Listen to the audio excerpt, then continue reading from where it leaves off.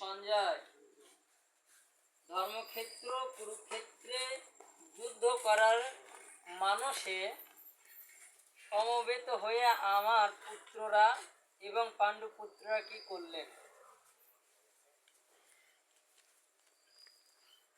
ধৃতরাষ্ট্র বলছে কাকে? সঞ্জয়কে।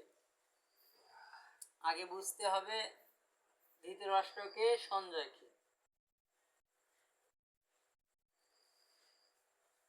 এক ভাগবত, ভাগবত হলো ভক্তিরসের পাত্র,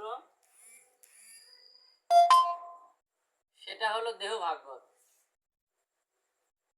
আর এক ভাগবত, ভাগবত হলো ভক্তিরস শাস্ত্র, সেটা হলো এই যে ভাগবত।